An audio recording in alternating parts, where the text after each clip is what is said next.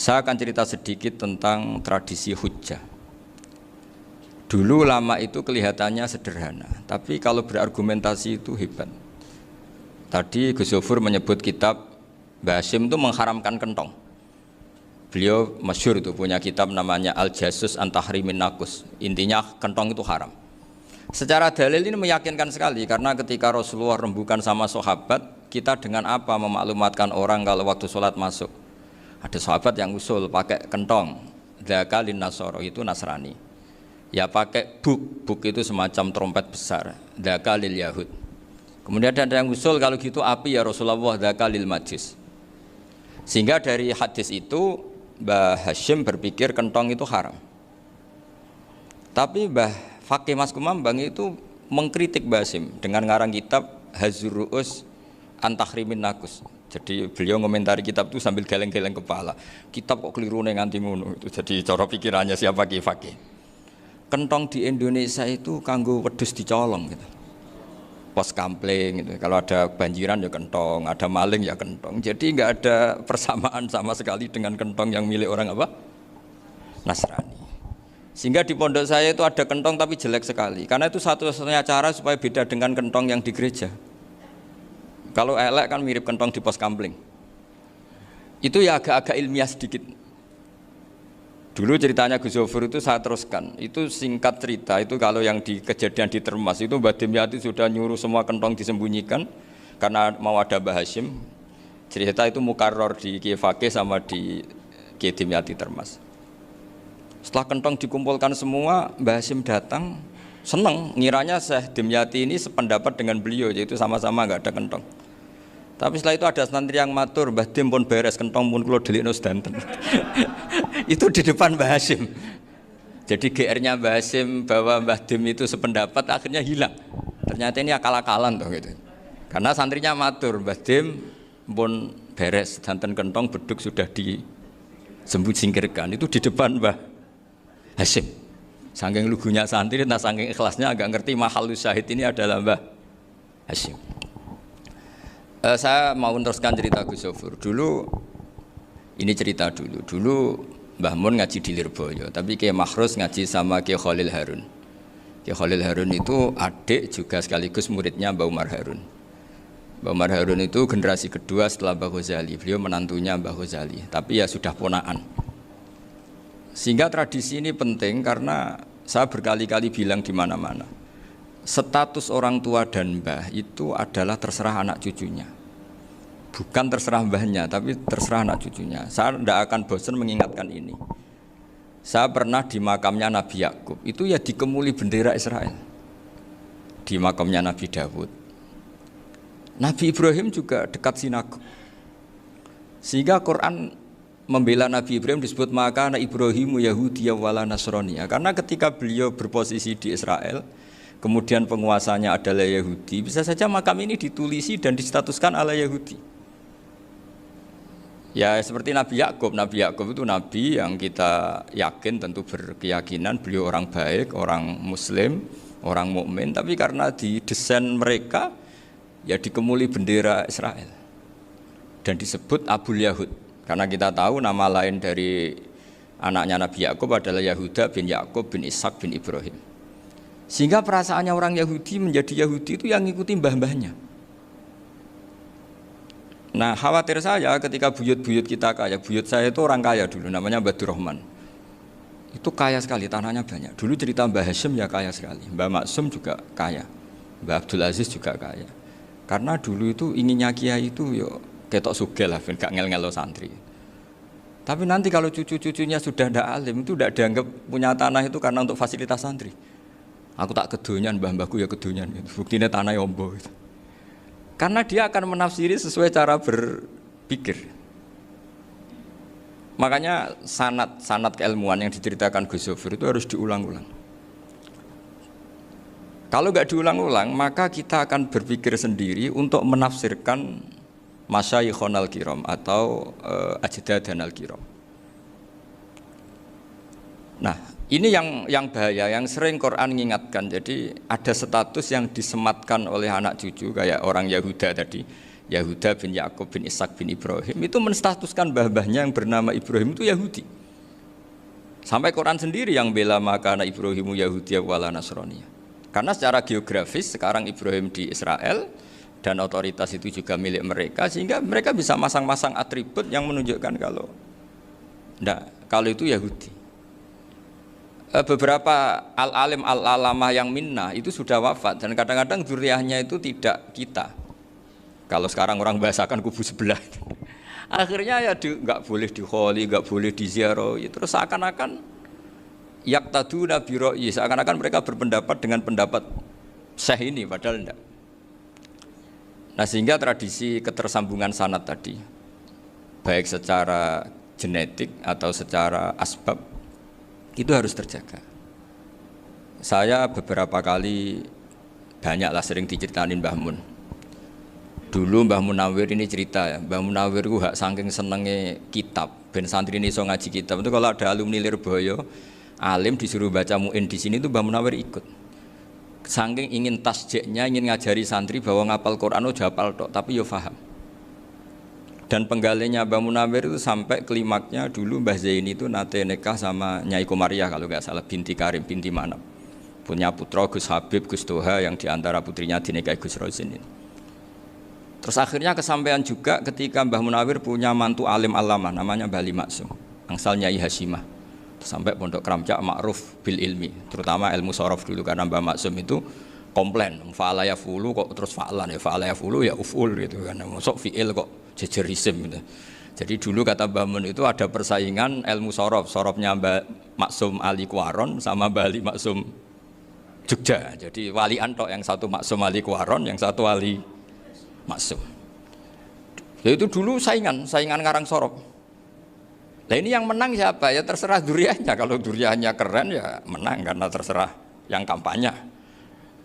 Saya bayangkan adekan Mbah Zubair tidak punya anak sealim Mbah Mun, mungkin kalau Mbah Zubair juga tidak sewow kalau punya putra Mbah Mun. Karena saya berkali-kali bilang kalau dalam syair Arab itu kama takarroma, kadang dilafatkan kama tasyarrofa bi Muhammadin adnanu. Orang berpikir Adnan itu siapa?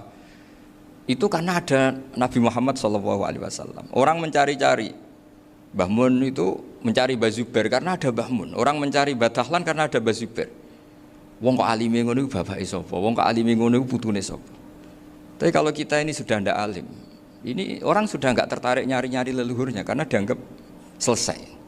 Jadi yang dengan tanda kutip yang menghabisi mbah-mbahnya itu ya mesti cucunya. Ini mau ngamuk, mau peringatan, tapi ini juga peringatan pada diri saya sendiri. Jadi sehingga dzurriyyah ini penting. Kenapa para nabi mesti donga dzurriyyatan thayyibah? Kenapa selalu berpikir tentang dzurriyyah? Wa ja'alaha kalimatam baqiyatan fi aqibi. Karena dzurriyyah ini yang nanti bisa menstatuskan leluhurnya. Seperti tadi cerita Mas Maftuh, ini tak puji betul, saya hari ini tidak ingin gojlok supaya kewalian saya tidak tergerus oleh kedoliman. Saya pernah diceritain Gus Zofur, juga sering baca buku tentang Mbah Maksum. Dulu Mbah Maksum kalau wasiat kembali ya gitu, kamu harus NU dan harus mempertahankan NU, tapi tidak dengan cara membenci Muhammadiyah. Dulu Mbah Mun juga sering cerita, dulu Mbah Hasyim itu ngaji Syekh Mahfud. Nah, Mbah Ahmad Dahlan dulu namanya Darwis sering ngaji sama Syekh Khotib Minangkabau. Zaman itu Syekh Khotib sudah modern, sudah ikut gerakan Abdu, gerakan Al-Manar. Sehingga bawaannya Mbah Ahmad Dahlan ini agak agresif. Yang Mbah Hasyim karena hanya mulazim di Syekh Mahfud, hanya sesekali ngaji Syekh Khotib, beliau lebih seperti itu. Dan dua beliau ini sama-sama pernah ngaji Mbah Soleh Darat di Semarang, Mbah Hasyim sama Mbah Ahmad Dahlan yang dulu namanya Darwis.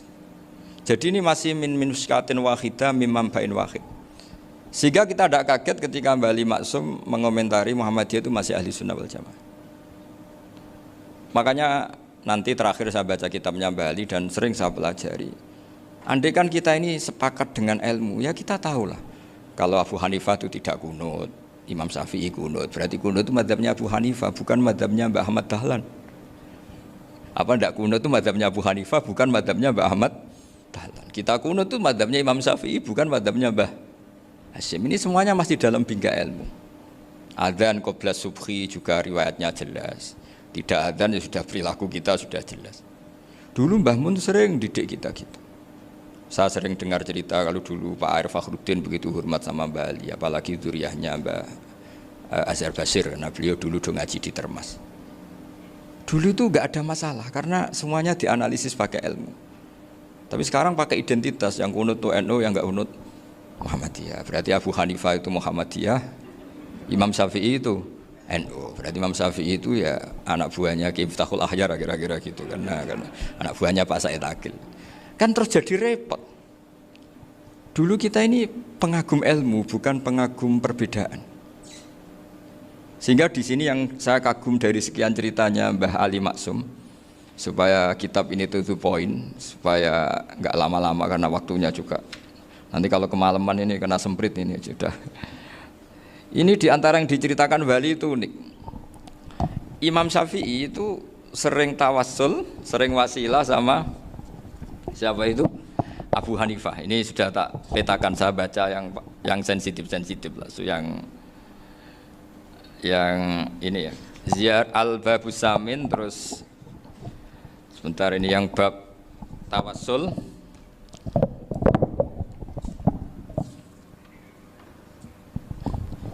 Ini halaman 90, mungkin santri-santri kerap ya bisa ngecek lagi di kitab Hujjatul Ahli Sunnah. Ketika cerita tawassul, di antara yang diceritakan Mbah Ali Maksum adalah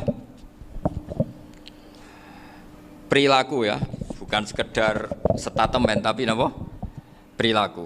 Perilakunya Imam Syafi'i atau ahwalnya kalau bahasa halusnya, yang selalu ke makamnya Abu Hanifah untuk tawassul. Padahal Imam Syafi'i itu orang yang secara ilmu sering kritik Abu Hanifah. Jadi ini saya baca ini di halaman 100, jadi tawassul mulai halaman 9 berapa ini sampai halaman ini yang qala sami'tu Syafi'iyya yaqul inni la atabarraku bi Abi Hanifah wa aji'u ila qabri fi kulli yaumin za'iran fa idza uridat li hajatun shallaitu rak'atain, halaman 100, waji'tu wa sa'altu wa ta'ala al hajat indahu fama tab'udu anni hatta tuqda. Kanal Imam Syafi'i ayyama huwa bi Baghdad yatawassalu bil Imam Abi Hanifah yaji'u ila dorihi fayusallimu alaihi wa yatawassalu ila Allah bihi fi qada'i hajati. Terus wa yatawassalu Imam Ahmad bi Imamin Syafi'i.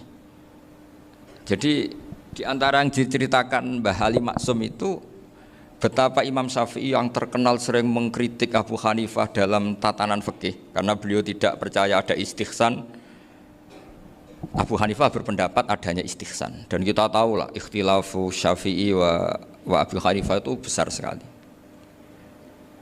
Tapi beliau itu tahu Abu Hanifah itu orang yang sangat soleh. Abu Hanifah itu kalau ketemu sama orang yang utang beliau itu yang lari bukan yang utang Abu Hanifah, karena takut orangnya itu izin. Jadi kalau ketemu yang utang di jalan itu yang sembunyi itu Abu Hanifah. Kenapa engkau sembunyi? Ada yang utang saya lewat, nanti orangnya malu.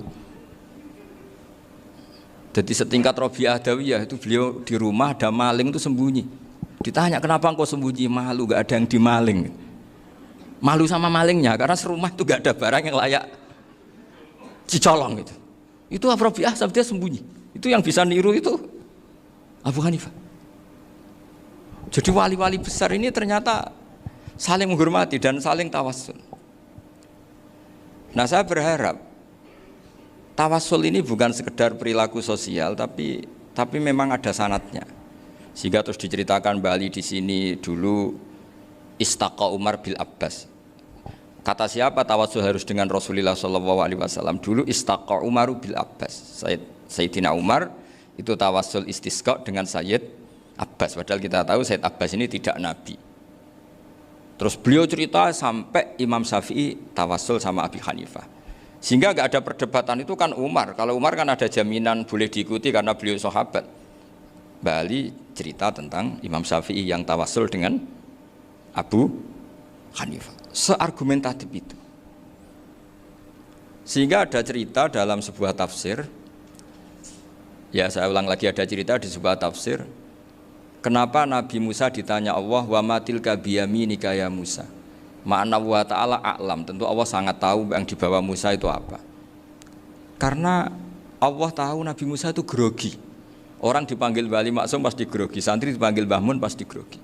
Kenangan saya setiap dipanggil Mbah Mun ya mesti tanya, yang ringan-ringan, wis sarapan ya. Arung sarapan ya sarapan. Pas sarapan ya kan tanduk mangan sing enak, wong santri ora tau mangan enak. Ya enggak pernah ngomong yang penting, ngendikan yang penting. Nah, karena Nabi Musa ini grogi, ini sebagian tafsir. Itu ditanya yang ringan, "Sake iku nggawa apa?" Karena pertanyaannya ringan, Nabi Musa juga ringan. Ya Nabi Musa itu sampai lali iku pangeran sing ya'lamu sirra wa akhfa. Diterangno. Niki tongkat Gusti. Gunane kathah Gusti tongkat iki. Qala ya asaya atawakka'u 'alaiha wa ahusyu biha 'ala ghanami wa liya fiha ma'arifu ukhra. Oh, tongkat Gusti niki penting Gusti. Nggih nak nggih macam-macam lah Gusti. Atawakka'u 'alaiha wa ahusyu biha 'ala ghanami kangge menghalo kambal. Masih terangno terakhir dan yang lain-lain Gusti. Wa liya fiha ma'arifu ukhra.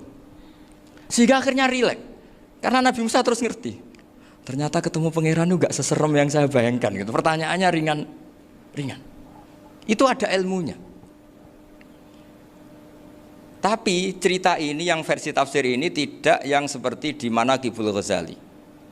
Di beberapa kitab tentang Manaqibul Ghazali diceritakan di alam roh Nabi Muhammad SAW itu yubahi bi ummati, saking yubahinya sampai ngendikan ulama ummati ke anbiya Bani Israel. Ulama umatku itu pinternya atau statusnya itu mirip-mirip lah. Kaf itu ya mirip-mirip lah, mirip-mirip kayak ulamanya nabinya Bani Israel. Akhirnya Nabi Musa itu tersinggung sekali, bagaimana mungkin ulama disamakan dengan nabi. Sehebat-hebatnya ulama itu kan tidak akan yabluhu darajatan nubuwah atau yartaqi ila darajatin nubuwah. Itu akhirnya ya kalau kamu nggak percaya panggil, yang dipanggil Imam Ghazali. Apa itu? Yang tanya jenengan tuh Allah ya alamus sirra wa akhfa, dan Allah hanya tanya wa ma tilka biyaminika ya Musa. Harusnya jenengan jawab asoya titik, bukan kepanjangan. Atawakka'u 'alaiha wa syubha itu kepanjangan. Allah tanya yang di bawah kamu itu apa? Yang di tangan kamu. Harusnya jawabnya hanya asoya. Tapi kenapa penjelasannya sepanjang itu? Sampai terakhir waliya fiha ma'aribu ukhra. Terus pinter tenan kayak gitu. Terus ada Nabi Musa terus bilang, ya pinter tenan aja gitu. Padahal kita tidak pernah GR seperti itu kan, kebetulan Imam Ghazali gitu. Kalau yang lain mungkin ya keok lah kira-kira gitu. Tapi ini cerita dalam khazanah keilmuan.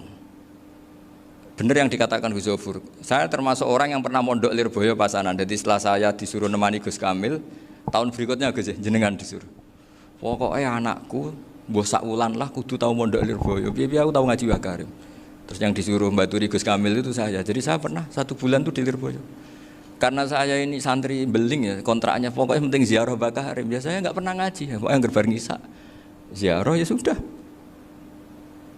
Ngaji subuh ingat saya sama Gus Imam itu dari 17 hari ingat saya ngaji 2 kali. Tapi kalau ziarah ke Bakarim sudah lupa jumlahnya karena memang kontraknya disuruh ziarah sampai seperti itu. Dan saking senengnya bangun sama Bakarim saya masih ingat ngamplopi salam template itu masih ingat untuk Gus Anwar, untuk Gus Imam, untuk Gus Kafabi, termasuk untuk Gus Maksum. Itu malam-malam saya dijak ngamplopin. Zaman itu saya masih ingat selawewu. Zaman itu kos 1 bulan itu 13.000. Jadi kira-kira kalau 25.000 itu untuk kos 2 bulan. Jadi saya krusnya itu pakai kos. Saya masih ingat Mondok Sarang itu kos 1 bulan 13.000. Berarti kira-kira 500.000 itu di amplopin sendiri sama Bang. Ini untuk Gus War, ini untuk Gus Imam, ini untuk Gus. Padahal Gus Imam ini mondoknya sudah di Mbah Mun. Itu Mbah Mun hormatnya sampai untuk jatah salam template. Nah yang ribet kebalikannya, kita pulang Gus Imam karena melihat Gus Kamil ini putrane Mbah Mun, Gus Kamil disangoni. Saya juga disangoni karena Gus Imam dulu ngaji juga sama Pak D saya, sama keluarga saya. Itu kata Gus Kamil setelah keluar, mau agak muni gua abal, boten berarti gua aku. Karena ini penting, ini kalau sampai dianggap tukar guling, ribet nih. Jadi ditakwil sendirilah, mau agak muni gua abal ya, boten yes berarti halal. Tapi sama Mbah Mun ya ditanya. Ditanyanya bukan apa karena untuk meneruskan tradisi bahwa kalau kiai ketemu itu ya saling memberi hadiah, saling itu sudah faqaddimu baina yadayna najwakum shadaqah. Sehingga ketika Kapya ini punya Bali Maksum alim alama, kemudian melahirkan murid-murid yang juga ipar kayak Mbah Warsun bisa ngarang Kamus Al-Munawwir, Pak Bik juga punya karangan Kamus Al-Mu'asir. Saya itu punya semua. Karena ini adalah buah dari bahwa kita ini tidak kalah sama produk-produk yang di sana. Bahwa produk di kita ini sudah cukup untuk mengantarkan orang menjadi alim alama. Dulu Mbah Zubair ke Mekah ya sudah alim alama. Gus Zufur ke Al-Azhar sudah alim. Semua teman-teman kita ke Mekah itu sudah alim semua. Padahal produk mondoknya ya tadi mau digojlok kiai ini, terus mangkel be keamanan biasanya itu. Biasanya musuh besar pondok itu keamanan. Jadi ya bukan berarti gojlok ibunya Gus Maftuh enggak. Biasanya keamanan itu musuhnya apa? Banyak. Itu tradisi keilmuan itu harus dijaga dengan hujjah dan dengan tadwin, dengan pembukuan. Saya punya sekian cerita ya, misalnya dulu kita mungkin iskal itu janggal. Kenapa sih orang Islam tukaran sama orang Islam itu? Sehingga di antara doa Nabi yang enggak dikabulkan Allah, enggak boleh dikabulkan sama Allah, enggak boleh, bukan berarti enggak mustajab. Memang redaksinya famana aniha, memang enggak boleh. Redaksinya bukan falam yastajib lahu tapi famana aniha. Di Al-Marrah As-Salisa ini Nabi dilarang, yaitu melarang umat Islam itu jangan sampai tukaran sama umat Islam sendiri. Itu kata Allah, ya tidak bisa kata Allah, kalau itu tidak saya kabulkan. Itu dulu guru-guru kita nyontohkan sederhana. Kira-kira kalau saya tukaran wek Gus Zofuru, Mbah Mun luwih ikhlas timbang ditukari wong liya. Nakno kakak ditabuk adik, wong tua luwih ikhlas timbang ditabuk tangga. Barokahnya membaca kita lebih mentoleransi. Kalau ada Mbah Hashim dikritik Mbah Fakih Mas Kumambang, kita ikhlas itu. Tidak dikritik guru PAUD, itu kan. Atau dikritik orang-orang yang nggak bisa ngaji. Artinya ternyata keliru kita bilang kiai kok tukaran. Justru bagus kiai tukaran. Dibanding kiai dikritik guru PAUD atau dikritik orang-orang yang nggak bisa baca kitab. Akhirnya barokahnya baca kita menjadi tahu. Dulu Mbah Mun sering cerita, ini masih cerita silsilah ya. Jadi Mbah Ali Maksum tadi kita tahu di antara guru besarnya Mbah Ali Maksum tentu Mbah Mahfud Termas. Beliau adalah adik dari Kiai Mahfud Termas. Mbah Dimyati ini adik Kiai Mahfud Termas. Itu punya saudara namanya Abdul Razak, juga punya saudara namanya Dahlan. Itu yang membawa Thariqah Syadziliyah di Solo Raya, yang sekarang alhamdulillah diteruskan Gus Wafi. Dulu di antara pesannya Mbah Mun ke saya, hak Wafi kandani kon ziarah ning Mbah Dimyati. Mergo Thariqah Syadziliyah dulu itu yang bawa keluarganya Mbah Dimyati. Jadi semuanya ini masih dzurriyyatan ba'duha min ba'd. Nah pesan saya karena tadi Mbah Munawwir yang termasuk orang pertama yang bawa Quran, bawa qiraah sab'ah. Kenapa saya bilang termasuk? Karena kalau bilang paling pertama ini nanti butuh data.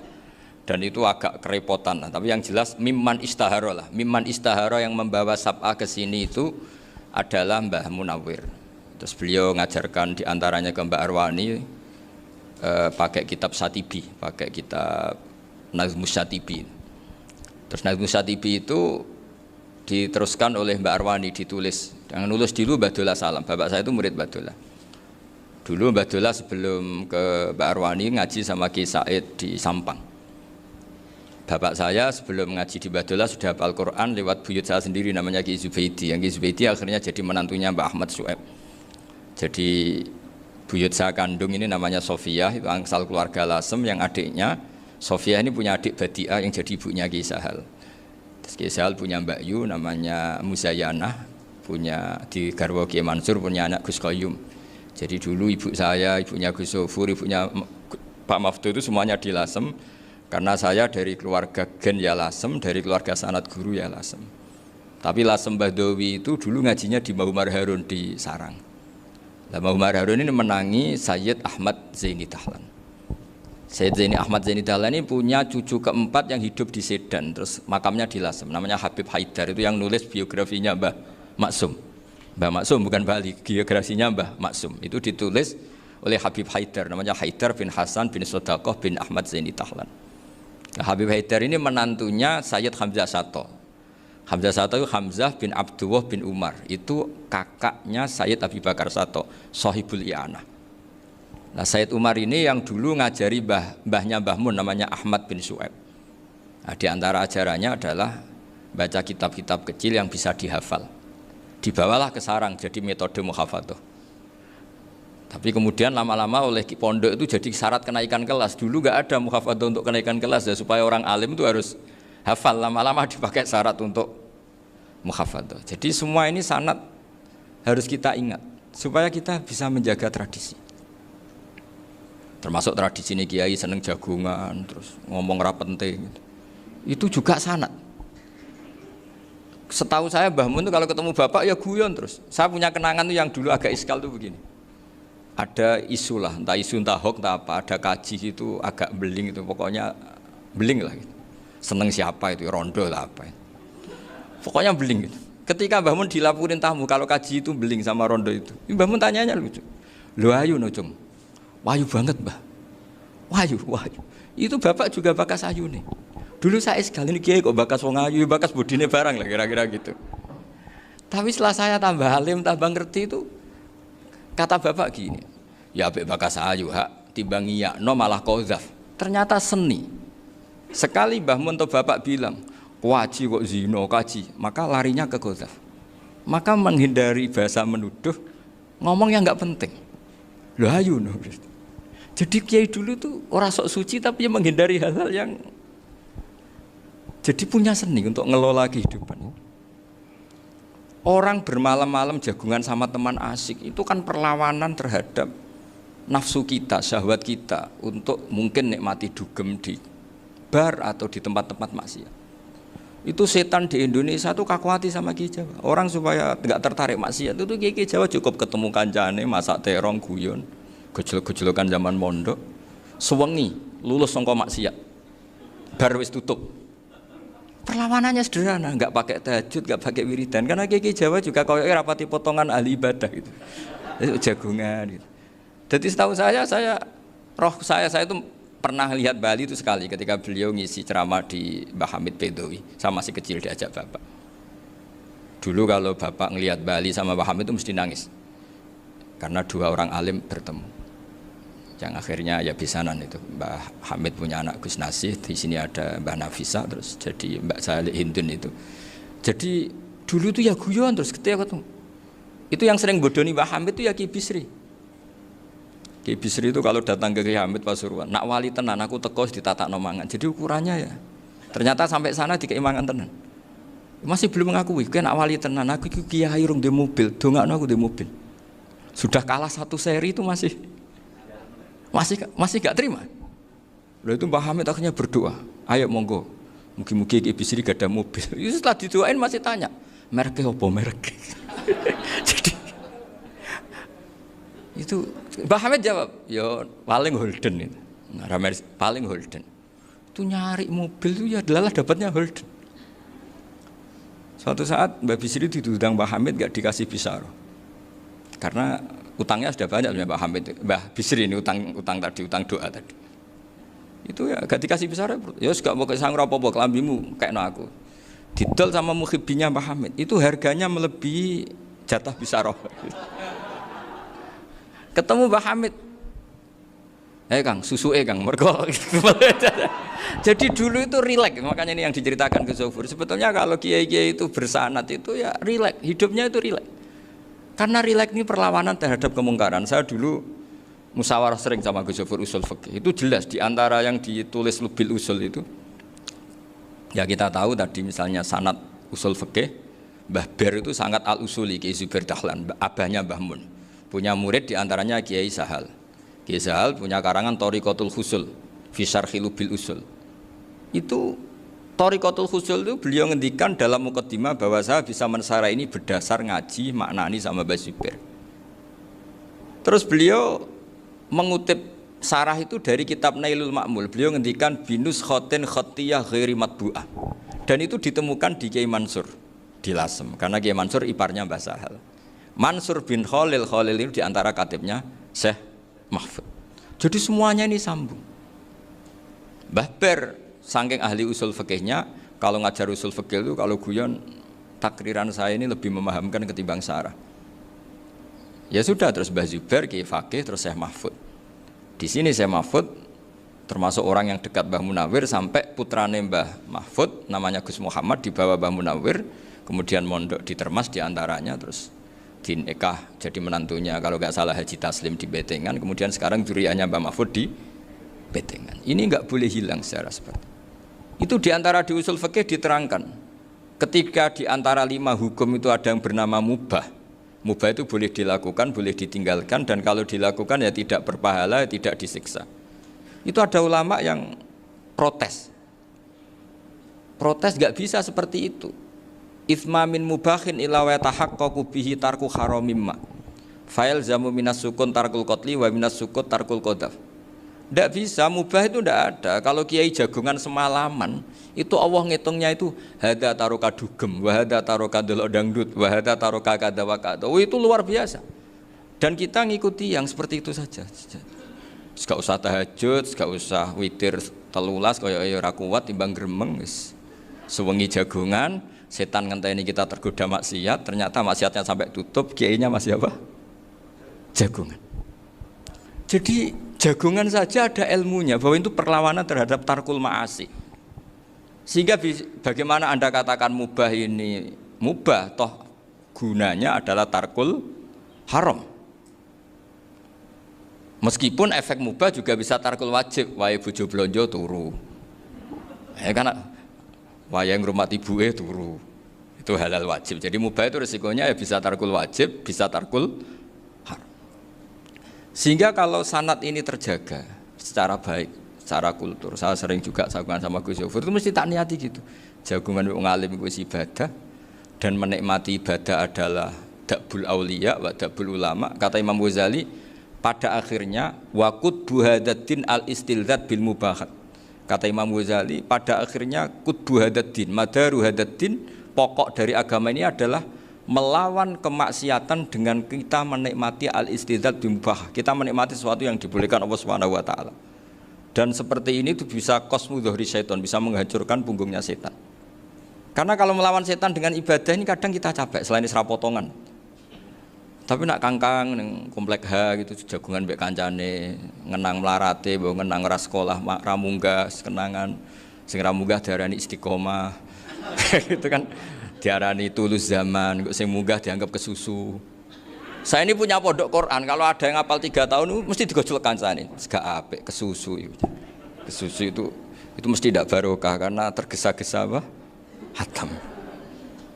Sehingga yang enggak hatam-hatam itu kayak partai mayoritas. Ini yang partai tulis zaman katanya. Ahlus sabri katanya. Akhirnya di pondok gara-gara itu mau guyon, tapi enggak ada stigma sih, saya enggak naik. Di Pondok Sarang itu saya punya temen itu banyak yang sekelas dengan saya, sekelas sama Gus Kamil, akhirnya sekelas dengan Gus Sofur. Padahal saya ini kakak kelas. Saya temannya, Gus Kamil temannya Gus Sofur. Ini anak ini nggak pernah naik, itu nggak dinyek, nggak dicibir di pondok. Karena guyonan tadi, guyonan bahwa ini bagian dari bentuk apa? Istiqomah. Nanti yang goblok juga tenang. Karena kiainya cerita, kadang santri goblok ya barokah. Di sini pondok akeh santri ora tau sinau ning omah dadi kiai gede. Selalu kiainya tuh cerita seperti itu. Akhirnya sing goblok ya bangga dengan kegoblokannya. Iya, jadi kiai itu orang yang meskipun guyon ini barokahnya Masya Allah. Dan setahu saya kiai-kiai alim itu ya senengannya guyon, karena tadi guyon itu luar biasa. Bapak saya itu kalau pesan sama saya itu enak ngaji wis guyon nice. Wong ning omah mikir utang, mikir wedi bojo macam-macam kok ngaji kok jak nangis pisan, nangis ping pindho gitu. Sudah jak guyon ae. Paling gak lali. Dan beliau punya dalil kul bi fadlillah bi rahmati fa bidzalika falyafrah. Jadi jangan sampai orang ini farah bil maksiat, jangan sampai orang itu. Dan ini yang saya kenang dari sekian cerita murid Bali. Mbah Ali Maksum ya senangane guyon. Gojol-gojolkan mbek santri guyon. Ini saya maklumatkan ke semua santri belir. Ya cerita-cerita saya mohon sekali murid-murid kerap ya. Jangan hanya ngaji fikih. Kalau hanya ngaji fikih itu posisi Abu Hanifah itu seakan-akan nyuwun sewu orang yang sangat tidak ahli hadis. Karena beliau di situ kelihatan kalah sekali dengan Imam Syafi'i. Apalagi di perdebatannya Muhammad bin Hasan Asy-Syaibani dengan Imam Syafi'i itu kelihatan sekali betapa Abu Hanifah itu orang yang nyuwun sewu ditinggalkan dalam ilmu hadis. Sampai beliau hanya dapat gelar min ulama ahli ra'yi, termasuk ulama yang kuat logikanya. Juga harus baca kitab-kitab seperti ini. Ternyata di balik Imam Syafi'i mukhalif pada beliau di bab-bab fikih, perilakunya sangat hormat. Sampai beliau tuh kalau tawassul ke kuburannya Abu Hanifah. Dan beliau ngendikan an-nasu fil fiqhi iyalun ala Abu Hanifah. Semua orang yang ahli fikih itu masih anak buahnya Abu Hanifah. Saya berkali-kali cerita, mazhab Syafi'i itu alatut tadhir hanya dua, yaitu alma wa turab. Abu Hanifah nambahi wanar. Alasannya Abu Hanifah, orang mukmin yang dosanya banyak itu dibakar di neraka, dan alasannya Allah litadhirihim, untuk mensucikan mereka. Sehingga pikirannya Abu Hanifah, an-nar itu min alatit tadhir. Apa yang terjadi ketika bata itu, batu bata yang dibakar, di situ campur teletong, campur apa-apa, itu kalau sudah mazhab Abu Hanifah selesai, sudah suci, karena sudah ngelewatin pembakaran. Meskipun kita tidak akan kalau kehilangan air terus wudhu dengan api, bisa bunyak semua itu. Tapi apapun itu menjadi solusi. Sehingga saya punya kitab namanya Ikhtilafu Malik, Ikhtilafu Malik wa Abu Hanifah atau Ikhtilafu Syafi'i ma Abu Hanifah. Itu kelihatan sekali kalau Abu Hanifah itu menurut saya posisinya kalah. Karena yang ngarang orang-orang Syafi'i. Tapi kalau melihat kitab-kitab kewalian, misalnya di kitab Mizan Kubro ini juga sering disebut kisah itu Mbak Ali Maksum tentang Imam Sa'roni. Berkali-kali beliau mengutip Mizan Kubro. Itu Abu Hanifah adalah orang yang sangat mukasyafah. Artinya ketika Nabi cerita air wudhu itu menjatuhkan dosa, tidak ada air wudhu yang jatuh ke kamu kecuali saat itu juga dosa kamu jatuh. Itu beliau datang ke Madharota Kufah. Kemudian beliau bilang sama si orang tua tadi, tub anizina. Orangnya terus bilang atubu minazina. Ada lagi pemuda datang dibilangin tub an ukuki walideka, terus bilang tub tu an ukuki walidayya. Sampai yang terakhir ada tub an simai alatilahwi atau an samai alatilahwi, terus tub tu an samai. Ketika orang itu ditanya, kenapa engkau begitu tahu dosanya apa? Saya tahu air wudhu ini menjatuhkan apa. Jadi kira-kira kalau zina mungkin ya batang babi lah. Kalau hanya sekedar melihat bak-bak mungkin ya curut atau tikus lah kira-kira gitu. Nak dulu sediluk ya mungkin ya tikus cilik gitu. Nak dulu suwi ya tikus werok itu atau apalah. Pokoknya beliau itu tahu. Tapi anehnya Abu Hanifah apa? Setelah itu dia nangis minta mukasafahnya ditutup. Ya Allah, saya ini mukasafah kok malah menjadi tahu sawatil mukmin. Padahal aturan syariat jenengan man satara musliman satarahu, bahwa enggak baik melihat jeleknya orang mukmin. Minta ditutup. Makanya saya ini bangga ada mukasafah. Makom yang kita sampai sekarang tuh makom setelah Abu Hanifah mukasafah. Jadi Abu Hanifah repot-repot mukasafah, minta makomnya ditutup tidak menjadi mukasafah. Dan alhamdulillah kita sudah tidak mukasafah sebelum minta ditutup. Jadi kita ini keren. Keren karena aturannya itu man satara musliman satara huwa, yang tidak tahu aibnya orang muslim maka Allah akan nutupi aibnya di akhirat. Dan kita alhamdulillah barokahnya tidak mukasafah, tidak ngerti aibnya orang mukmin. Jadi kita harus pakai patokan ilmu. Saya ulang lagi, kita harus pakai patokan. Makanya saya tahu betul ketika Kiai Hamid Pasuruan, beliau dulu ngaji Jamul Jame, ngaji Juman, Bali Maksum di sana sama Gus Habib, sama Gus Muhammad bin Mahfud, termasuk mbah saya kandung dulu Kiai Sidik, mbah saya yang dari itu juga ngaji di Termas. Bapak saya dulu Kiai Nur Salim ngaji di Buyut Baiti. Dulu itu kawin juga sederhana, kayak cerita Gus Zofur. Jadi bapak saya kandung itu Kiai Nur Salim itu ngaji di Mbah Baiti. Mbah Baiti itu adik kandungnya buyutnya saya dari ibu. Nah Mbah Baiti itu teman akrabnya mbah saya namanya Kiai Nur Sam, Mbah Nur Sam. Singkat cerita terus Nur Kiai Jorabi narat Arabekno itu. Setelah bapak saya ke Badullah mau ditawarin jadi mantu, kata bapak saya kula pun dipek mantu Mbah Baiti. Akhirnya dapat ibu saya itu. Karena ibu saya itu cucu Mbah Baiti, cucu lambung. Jadi mbahnya ibu saya itu Mbak Yunya Mbah Baiti. Namanya Mbak Sofia tadi yang dapat Mbak Idris itu. Yang Mbak Idris ini bin Umar. Ya Mbak Umar yang mbahnya Mbak Hamid, Hamid bin Abdul bin Umar. Kalau bahasa itu Fatimah binti Idris bin Umar. Dulu kecilnya Mbak Idris namanya Abdul Khalik. Kalau kecilnya Mbak Hamid namanya Abdul Mukti. Kalau kecilnya Mbah Maksum namanya Muhammadun kalau nggak salah. Dulu itu orang dulu itu namanya dua-dua karena diganti ketika musim apa? Haji. Jadi ini terjaga. Sehingga tidak ada ceritanya kiai-kiai yang jagongan kemudian santrinya itu yang agak-agak khawarit. Kiai kok sungi-sungi jagongan, gak tahajud, gak duha, itu tidak ada seperti.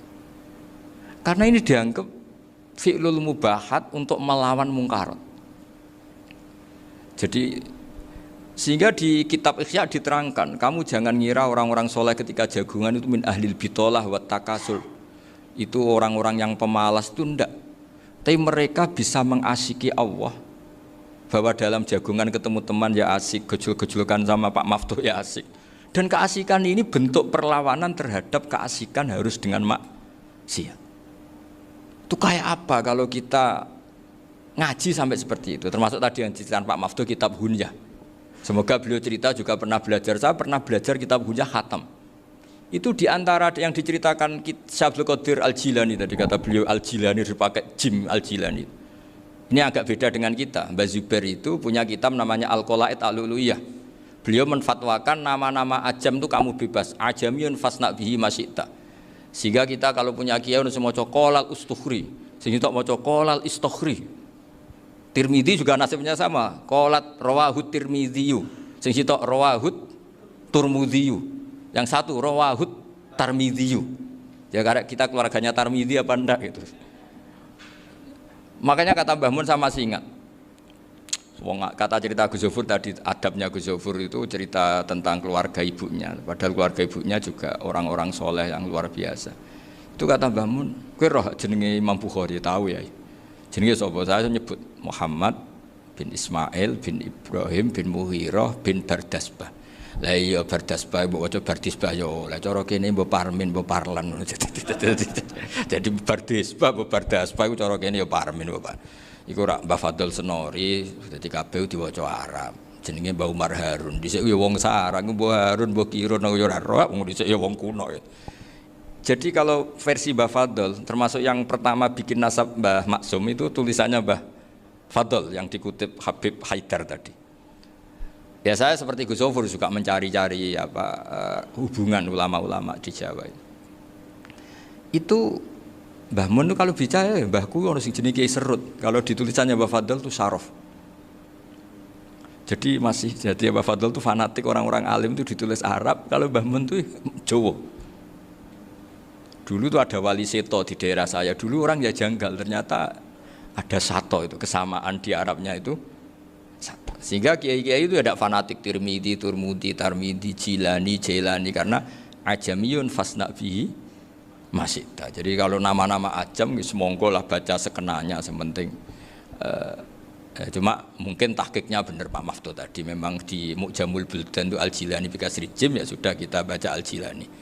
Sebab itu kayak Pondok Pelosok Lirboyo itu menurut saya bagus. Orang itu maknani betul sama gurunya. Kalau sarang enggak. Kalau Pondok Lirboyo, pondok yang tadi ternyata keluarga Mbah Munawir sini pernah bisanan yaitu Mbah Zaini pernah nikah sama Nyai Komariah ya kalau nggak salah, punya putra Gus Habib ya, Pak Toha dan sebagainya. Itu betapa hubungan pondok Quran sama pondok kitab dulu itu nggak pernah terputus. Bapak saya selapal Quran itu dulu ngaji Mbah Zubair. Jadi bapak saya sering ngutip mu'en apa, padahal bapak saya itu terkenal tuh, beliau cita-citanya itu saya ingin hafal Quran kayak hafal Fatihah. Beliau itu sampai sepulahnya sekali. Karena beliau inginnya hafal Quran kayak hafal Fatihah. Termasuk murid terbaiknya Mbah Dullah bapak saya. Itu ya ngaji kitab. Sehingga kata Mbah Mun, jadi Mbah Munawir de mantu Bali Maksum, itu ya sudah dipenggali. Sudah dipenggali dituruti pangeran. Lahirlah seorang Bali Maksum yang membawa. Jadi dulu itu ya Gus Muhammad yang ngaji di Termas, nanti Mbak Arwani sebelum ngaji di sini ngaji di Tebu Ireng. Sehingga Mbak Arwani bisa ngarang kitab. Beliau ngarang kitab tentang Sab'ah. Faidul Barokat namanya. Ya nulisnya ya fasih ya. Saya punya tulisan tangannya Mbak Arwani itu banyak. Saya juga punya tulisan tangannya Mbak Hasyim Asy'ari ketika nyurati buyut saya yang di Damaran itu pakai bahasa Arab. Jadi dulu itu Mbah Ali Maksum juga sama. Surat-suratannya dulu sama tokoh-tokoh Muhammadiyah ya bahasa Arab. Nah ini harus kita dengar dari abna dari bahwa Mbah Maksum kemarin yang diceritakan Gus Zofur di Khol Mbah Maksum, kue kudu belo NU, kudu tetap NU, tapi bukan dengan cara membenci Muhammadiyah. Tadi Pak Maftuh menguatkan sanad itu dari Pak Atabik bahwa Muhammadiyah termasuk ahli sunnah wal jamaah. Karena sama-sama tidak sabus sahabat, sama-sama ikromus sahabat dan sama-sama bermadhab. Nah soal akhirnya ada beberapa yang usrapati seneng ngaji, ini yang agak ribet. Tapi kamu tidak usah ngeritik Muhammadiyah agak seneng ngaji, kayaknya juga sama, kita enggak seneng ngaji juga banyak itu. Jadi kalau ngeritiknya masalah itu kan kita ya agak-agak sama. Ya jadi ternyata di sini, terus ini yang terakhir supaya enggak lama-lama, Bali juga punya sisi keras. keras sekali. Jadi dalam hal-hal yang khas ini di halaman 87 itu keras sekali. Beliau ngendikan wahal bi jununun hatta usdira amri lil mu'minin alla yazuru rasulahum. Jadi ketika saya tadi sudah bilang bahwa beliau sering muji Ibnu Taimiyah dalam banyak hal, tapi dalam banyak hal juga beliau mengkritik Ibnu Taimiyah ketika menafsirkan la tusaddur rihal illa ila salasati masajid. Kemudian Ibnu Taimiyah tidak mentasrekkan, tidak mensunatkan ziarah kubur Rasulullah sallallahu alaihi wasallam. Beliau mengkritik. Dan cara mengkritik adalah ngendikan ulaikal ladzina yuriduna ayyahulu bainahu sallallahu alaihi wasallam wa baina ummatihi fi nakhiyatin. Itu adalah orang-orang yang ingin membuat batas antara Nabi dan umatnya. Saya termasuk terinspirasi makalah Bali ini adalah bagaimana Anda mengkafirkan orang Islam berdasar qala Rasulullah sallallahu alaihi wasallam. Wan nabiyyu asyaddun nasi syafaqatan li ummati. Wan nabiyyu akhrasun nas, orang yang paling serius supaya umatnya ini selamat. Kemudian Anda dengan hadisnya Nabi mentafrik bainahu wa baina ummati berdasar dawuh Kanjeng Nabi. Itu cek mentalani. Makanya saya itu enggak pernah keras di bab ini. Misalnya nyuruh saya ada santri sarang yang nakal. Itu saya tidak berani komentar karena saya tahu Mbah Mun itu sangat mencintai santrinya meskipun yang nakal. Saya melihat sendiri bukan jari ada santri yang cara pelaturan pondok itu diboyong karena nakal. Itu Mbah Mun ngendikan begini. Ya cung yo ke diboyong itu cara aturan pondok. Nah aturannya pangeran agar kowe tobat dadi wong apik ya dadi wong saleh. Ya kowe kudu tetep sering rene, kowe tetep santriku dunya akhirat. Soal pondok ya ben ana aturan, ben pancen kowe nakal nemen ya diboyong, tapi kowe tetep wong apik. Jadi karena kita tidak mungkin mentafrik bainahu wa baina talamidhi. Kita tidak mungkin mentafrik baina nabi wa baina ummati karena nabi adalah apa? Asyaddun nasi syafaqatan li ummati.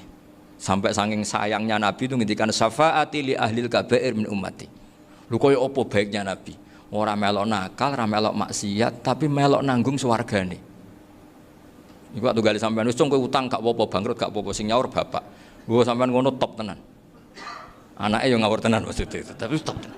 Lah Nabi ku umate sing dosa iku umate, Nabi sing nyuwun sewu, cara Jawane sing kangelan nyafaati.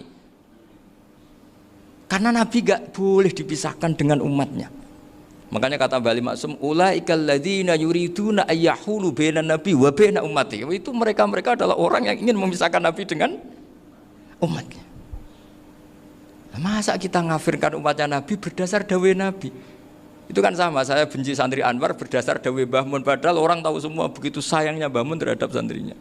Sama juga kamu benci santrinya Bali Maksum berdasar dawuh Bali, padahal beliau sangat mencintai santrinya. Nah kultur-kultur seperti ini tidak boleh hilang. Kita punya sanad, punya guru, punya keluarga yang sama. Jadi mbah-mbah saya itu orang Tuban, dekat sama posisi Ibrahim Asmoro Konti tadi yang diceritakan. Jadi di kampung saya, kampungnya bapak saya itu ada makomnya Siti Syariah, itu mbak kandungnya Sunan Bonang. Dan bapak dulu sering ngajarin ziarah saya ke Mbak Asyari. Mbak Asyari itu bin Jumadil Kubro, berarti Mbak Asyari itu saudaranya Mbak Ibrahim Asmoro Konti, gurunya Sunan Bonang. Jadi Sunan Bonang ke Tuban tuh karena disuruh ngaji sama Mbak Asyari, Mudin Asyari itu yang di Bejagung itu. Jadi ini semua sanatnya itu jelas, aturannya jelas. Kan Sunan Bonang bin Ampel bin Ibrahim Asmoro Konti bin Jumadil Kubro. Lah yang Mbak Asyari ini adiknya Ibrahim Asmoro Konti, makomnya di Bejagung di Tuban. Dulu Sunan Bonang sebelum ngaji kemana-mana ngaji di Bejagung itu di Mbak Asyari itu. Terus kemudian Sunan Bonang hidup di Lasem, di Pasujudan di Lasem. Makanya Lasem banyak orang alim karena ya dulu Sunan Bonang itu di antara aktivitasnya itu di Pasujudan di Lasem itu. Wafatnya kila di Bonang, kemudian mau dibawa orang Madura ke Madura, terus diambil Mbak Asyari, pernah mbahnya karena Muammar Mbak Asyari, terus dimakamkan di Bonang. Jadi cara berpikir Mbah Ali ini menginspirasi saya. Kita tidak boleh mengkafirkan umatnya Nabi berdasar dawuh Nabi. Karena apa? Itu yang tidak diinginkan Nabi. Nabi itu inginnya yang di luar itu masuk, bukan yang sudah di dalam dikeluarkan. Itu kata beliau, ulaikal ladzina yuriduna ayyahulu bainan nabiyyi wa baina ummati. Orang-orang yang tidak mentasrek ziarah pada Nabi adalah orang-orang yang ingin memisahkan Nabi dengan Dan begitu kias berikutnya, orang-orang yang sidik-sidik muni ini kafir, ini sudah enggak benar, inilah yurja khairuhu, itu orang-orang yang memisahkan. Dan lucunya berdasar dawuh Nabi. Makanya semua kalau sampai ngaji Mizan Kubro, ini kitab yang sering dikutip Bali Maksum, ketika Nabi ngintikan laisa minna man ghasyana, laisa minna man latomal hudud wa syaqqal juyub bada'a bid'awal jahiliyah, laisa minna min tilkal khoslah. Semua ulama mentafsiri laisa minna fi tilkal khoslah, bahwa dalam hal itu Islam tidak bertanggung jawab. Masa menipu berdasar dibolehkan Islam kan tidak mungkin. Semua perilaku yang salah disebut Nabi laisa minna fi tilkal khoslah, bukan laisa minna fayakunu huwa kafirun. Tidak ada satu ulama yang mengatakan laisa minna berarti orang ini kalau menipu sudah kafir. Ketika dosa ya sak dunya kafir kabeh. Siapa enggak pernah menipu? Sekedar pernah. Siapa enggak sering menipu bahkan? Hobi kadang ya rezekinya dari nipu. Lah itu kalau betul maknanya laisa minna terus kafir, semua orang di dunia kafir. Karena siapa sih yang selain Nabi yang enggak, selain Nabi kan enggak mungkin apa? Maksum. Belum lagi menurut teori usul fikih ada nipu yang wajib. Ya kan, misalnya kita orang baik ketemu orang dolim yang memburu perempuan mau diperkosa terus bersembunyi yang kita tahu. Kita wajib nipu apa wajib jujur? Ketika orang dolim tanya, perempuan tadi kemana? Wajib nipu apa wajib jujur? Wajib nipu, karena kalau kita jujur berarti memberi peluang orang dolim